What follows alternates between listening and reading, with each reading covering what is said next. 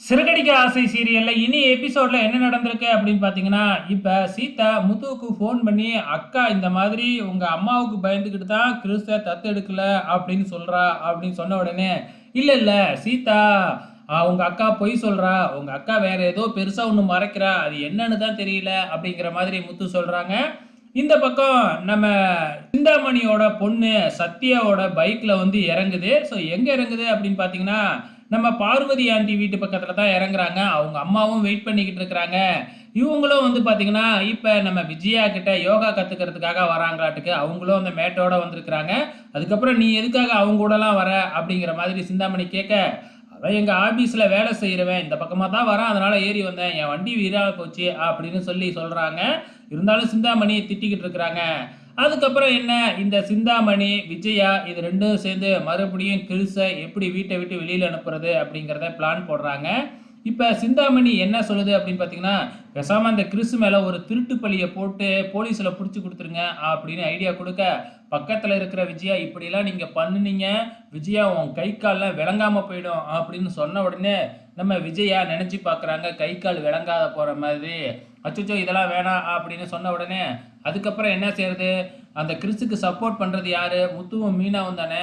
பேசாம மீனாவ வீட்ட விட்டு வெளியில அனுப்பிடுங்க அப்படின்னு சொன்ன உடனே, அதுக்கு அண்ணாமலை விஜயாவ வெளியில அனுப்பிடுவாரு அப்படின்னு நக்கலா நம்ம பார்வதி சொல்ல, அப்படியே கொஞ்சம் காமெடியா போய்க்கிட்டு இருக்கு. இதெல்லாம் முடிஞ்சதுக்கு அப்புறம் அருணும், அருணோட ஃப்ரெண்டும் ஒரு டீ கடையில உட்காந்து டீ குடிச்சுக்கிட்டு இருக்கிறாங்க. அங்க நம்ம முத்துவும், செல்வமும் வராங்க.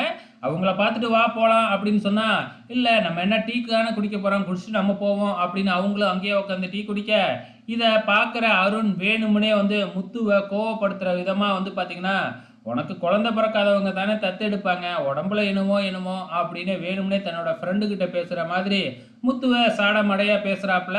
முத்துவுக்கு நல்லாவே புரிஞ்சிருச்சு. நம்மள தான் இவன் இப்படி பேசுறான் அப்படின்னு சொல்லிட்டு, அதுக்கப்புறம் என்ன அருண போட்டு அடிக்க போறாப்புல. அப்படியே 2 பேருக்கும் கை தகராறு ஆகுது. அங்க வர்ற அண்ணாமலை முத்து கன்னத்திலே பலார்ன்னு ஒரு அறைய விட்டு இழுத்துக்கிட்டு வந்துடுறாப்புல. அதுக்கப்புறம் வீட்டுல வந்து இந்த பிரச்சனை தான். ஸோ அதுக்கப்புறம் தான் வந்து பார்த்தீங்கன்னா, முத்து அவன் என்ன சொன்னாப்புல அப்படிங்கிற விஷயத்தையே சொல்றாப்புல. "இது எல்லாத்துக்கும் காரணம் மீனா நீ தான். அப்பவே சைலண்டா கிறிஸ தத்து எடுத்திருந்தா ஒரு பிரச்சனையும் இல்லல்ல. இப்ப சீதா கிட்ட சொல்ல, சீதா அருணுகிட்ட சொல்ல, அவன் என்னைய ஜாடமாடையா இப்படியெல்லாம் பேசுறான்" அப்படின்னு சொன்ன உடனே, எல்லாருமே வந்து பார்த்தீங்கன்னா, இப்ப மீனா கிட்ட காரணம் கேட்க ஆரம்பிக்கிறாங்க.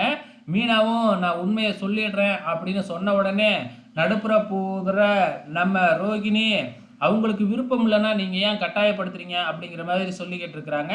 ஸோ பொறுத்திருந்து பார்க்கலாம் நாளைக்கு என்ன நடக்க போகுதுன்னு.